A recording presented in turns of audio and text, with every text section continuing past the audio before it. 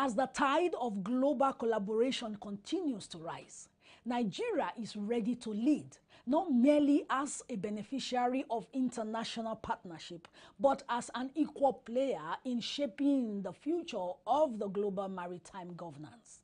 It's time once again for another interesting voyage on Nimasa this week, and I am super excited to bring you all the details about the maritime industry, home and abroad. I remain your uncle, Muyioluwa Olutayo. Let the show begin. Introducing the new face of the Nigerian Maritime Administration and Safety Agency, Nimasa. We are charting the direction for a maritime and regulating the industry for a better, bigger, and more economically stable Nigeria. Evolved to serve you better. We are Nimasa. New face, rejuvenated service. Nimasa, changing the tides in your favor.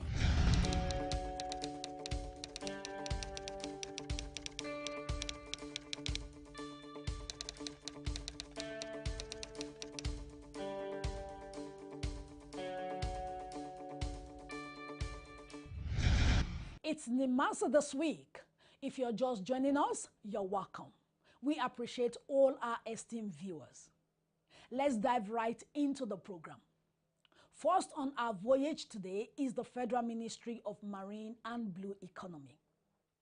Considering the fact that the maritime business is global in nature, with various opportunities for economic growth and development, the Honorable Minister of Marine and Blue Economy, His Excellency Adegboyega Oyetola, CON, is taking proactive steps to attract large-scale investment into the nation's blue economy sector. Stay tuned on the program. I'll be right back after this break.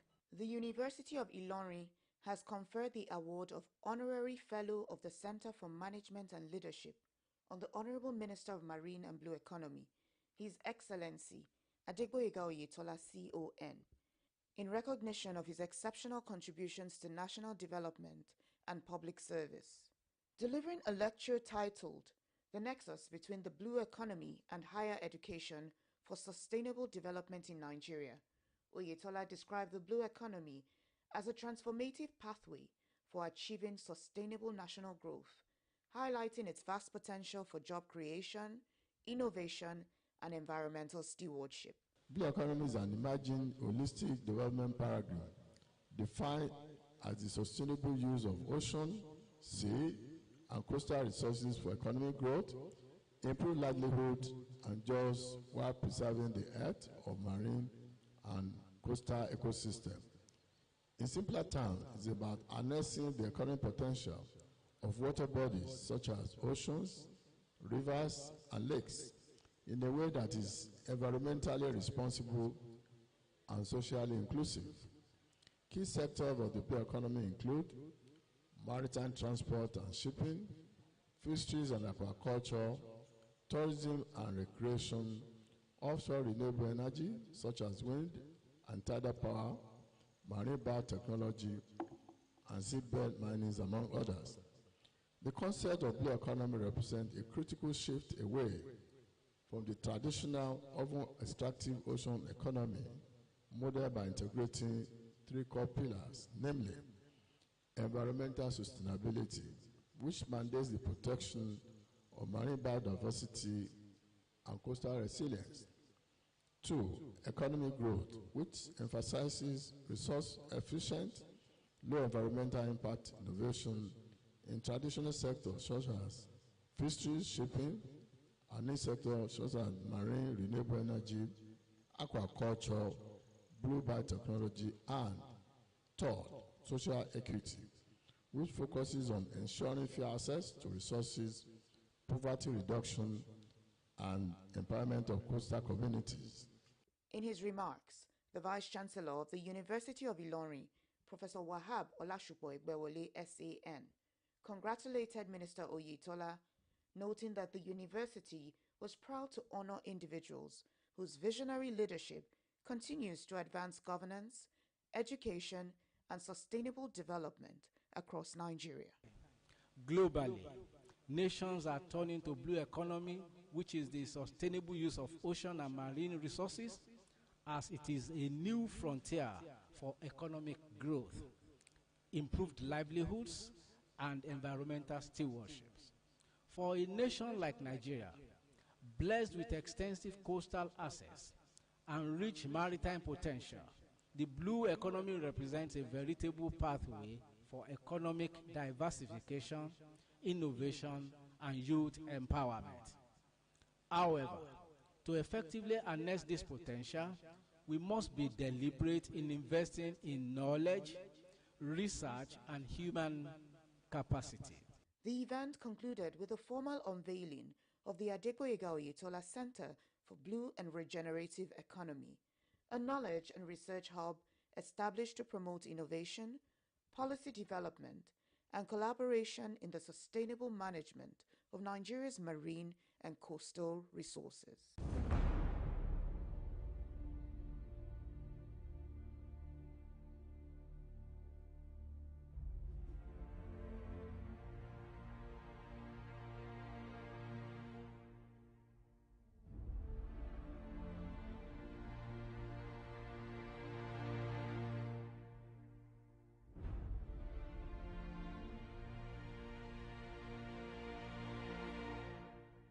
Welcome back on the program. It's still Nimasa this week.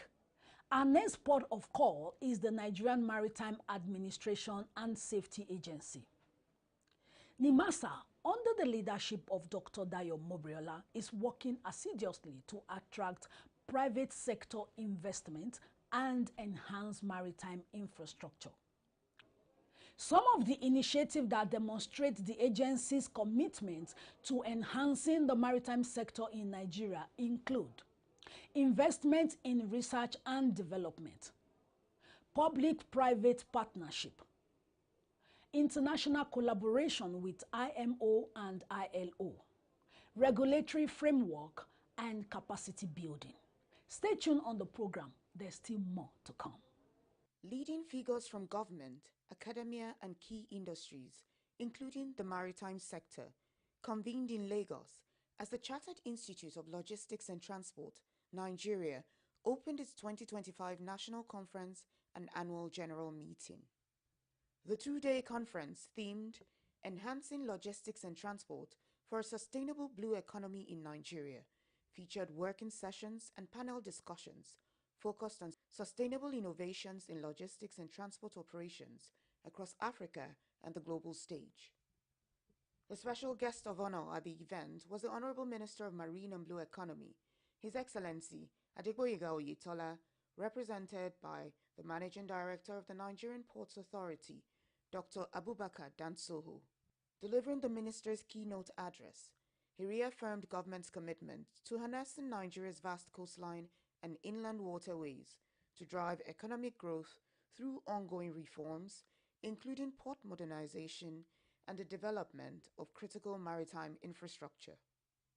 Since the inception of the ministry, we have focused our efforts on strategic reform and institutional strengthening. Our priorities include, number one, port modernization and digitalization. We are working closely with all stakeholders to achieve a paperless, technology-driven port environment that enhances efficiency, reduces turnaround time, and curbs corruption. As part of this commitment, the federal government has approved a $1 billion modernization project, a landmark achievement of this government that is designed to upgrade infrastructure, improve cargo handling, and expand capacity so we can meet global best practice. In addition, the procurement process has commenced for similar modernization projects in the eastern ports to ensure balanced development across our maritime gateways. These efforts reflect this administration's firm determination to improve logistics performance and competitiveness in the maritime and transport sector, making Nigeria a preferred destination for maritime trade and investment. Number two, in the area of inland waterways development, through the National Inland Waterways Authority, NIWA, we are improving navigability, safety, connectivity across major inland routes, unlocking opportunities for hinterland trade and regional integration.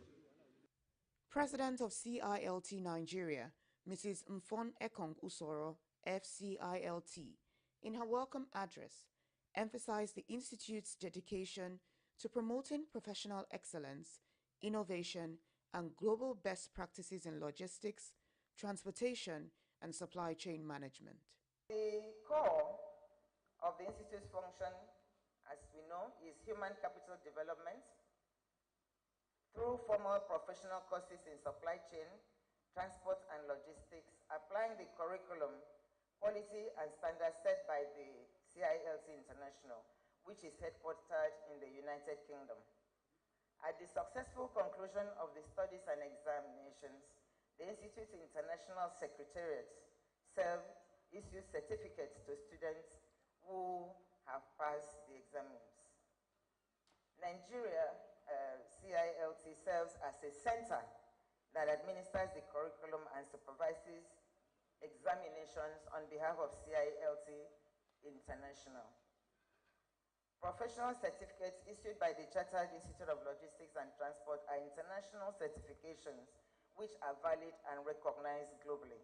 Students of logistics and transport from the several universities, including CILT, that those universities that now offer transport and supply chain courses must have confidence in the prospects for employment, given the welcome awareness of the government of the critical role that efficient supply chain, logistics, and transport systems play in achieving the renewed hope agenda.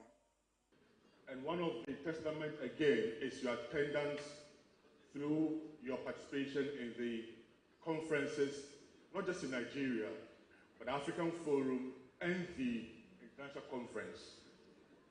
Last year, the only African and a black presenter at the China Conference was your president, Madam Infon, and that is a testament, again, of the fact that CILT Nigeria has come far.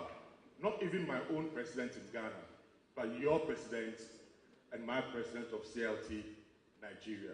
Thank you very much, CILT Nigeria, for throwing your support behind her and making it happen as we all expect. I always use CILT Nigeria as an example anytime I'm talking about Africa, anytime I'm talking about countries that should be emulated during our board meetings at that high level. So I thank you all very much, and the best is obviously yet to come.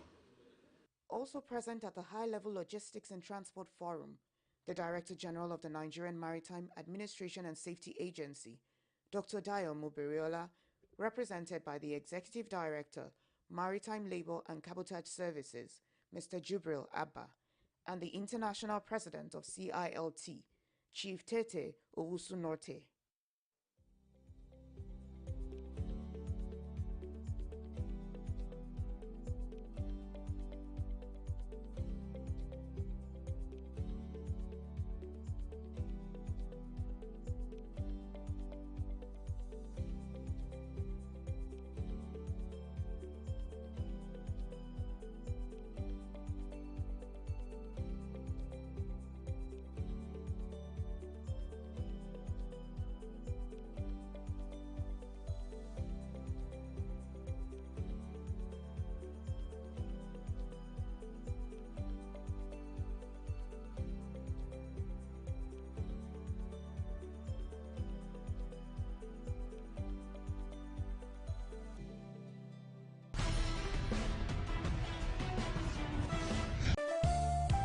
Introducing the new face of the Nigerian Maritime Administration and Safety Agency, Nimasa.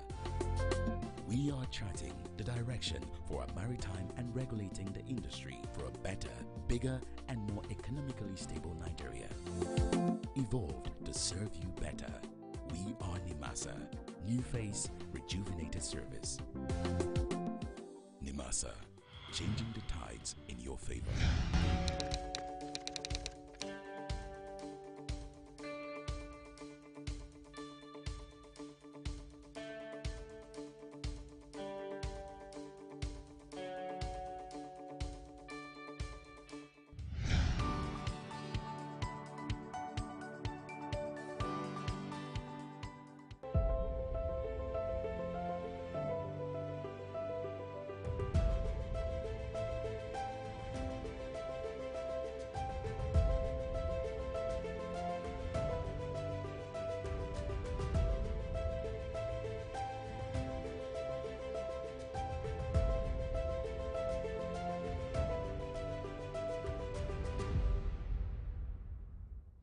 Regional Maritime Rescue Coordination Center, the RMRCC, is the sole responsible for all distress that comes within our Nigerian and Western Central African waters. So this place is one of the 5 centers allocated to Africa, search and rescue. The other 4 centers, we have the Morocco, we have Kenya, South Africa, Liberia, and Nigeria. These are the 5 regional maritime rescue coordination centers. In this, our center, we have 9 countries. The 9 countries, we have Togo, Benin Republic, Cameroon, Equatorial Guinea, Gabon, Congo Brazzaville, and Congo Kinshasa, including the Sao Tome and Principe. We have joint SOP, Standard Operating Procedure, with those countries too. Search and rescue is very important because this, the waters, the whole world waters is divided into 4 sea areas. The sea area A1, A2, A3, and A4. Those equipments now our people are manning here, they were covering various sea areas A1 to 4. This primary, we have the primary alerting equipment, we have the secondary alerting equipment. So the sea area A1 is the sea area that is within sight, not more than 50 nautical miles. This is the sea area A1. A2 starts and is covered by VHF, DSC. It's covered by VHF, DSC. The sea area A2 is covered by MFHF. This starts from 50 to 150 nautical miles. Our sea state is always okay. That's why, but we do transmit maritime safety information through our navigational telex. And Nigeria is one of the only countries that was allocated with the NAVTEX. The NAVTEX signal is located in our signal station at Takwa Bay. We always receive weather forecast from the NIMET. And we compared our own with directwindy.com. We use it to forecast the weather. There is one piracy, attempted piracy on one of the vessels, I can't remember the name, which the MRCC was contacted. MRCC and United States Coast Guard, we passed the information to C4I2, but MRCC with United States Coast Guard, we contacted, the incident happened in Togo, Lome.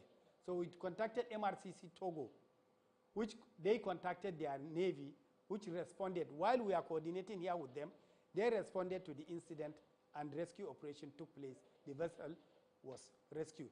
This small screen that you see here is the one that is projected there. This sea vision, we use it to track vessels of interest. Our responsibility here is safety of the vessels. If there is any distress, our responsibility is to locate where the distressed vessel is.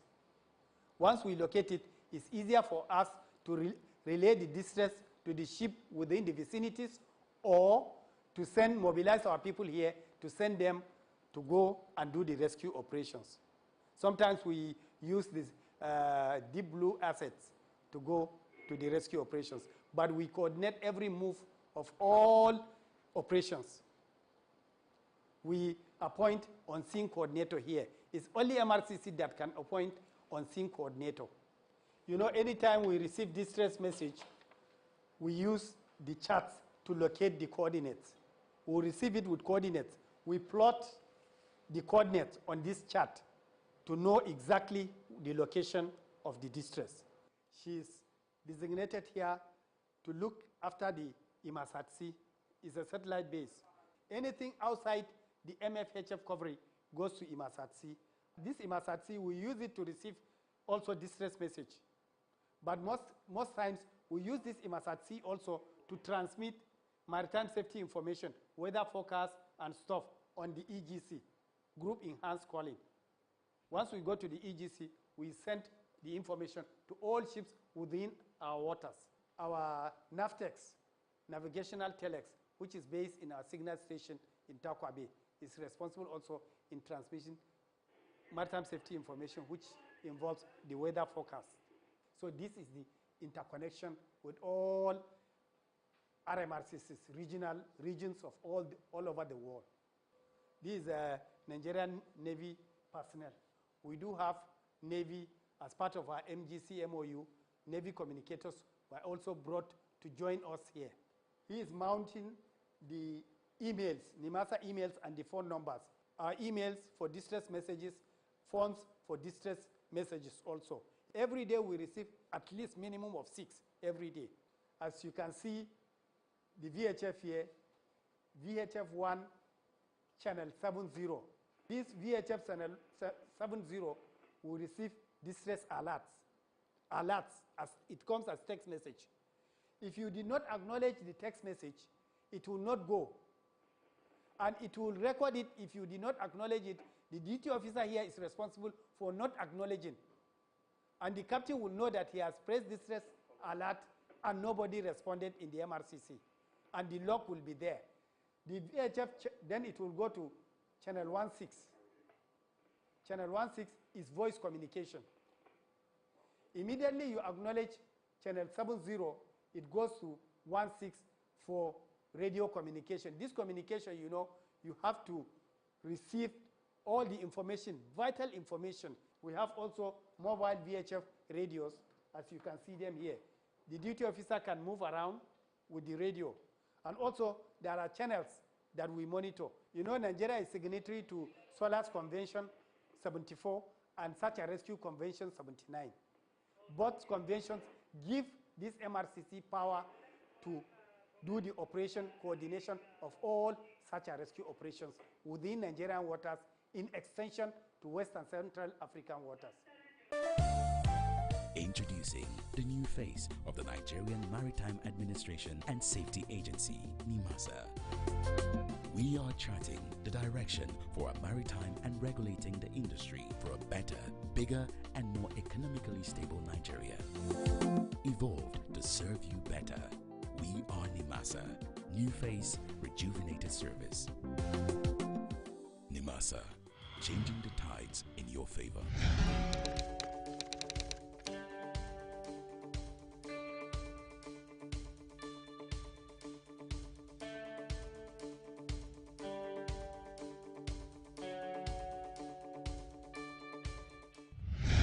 And that's a wrap. Thanks for joining us on this episode of Nimasa This Week. We're just 2 months away from the end of 2025, but I promise you, there's still so much more that you can achieve if only you set your mind to it. Kindly follow us on all our social media platforms to share your thoughts and ideas with us. We would love to hear from you. Until we come your way again next week, same time and same platform, I remain your anchor, Moyioluwa Olutayo. Bon voyage.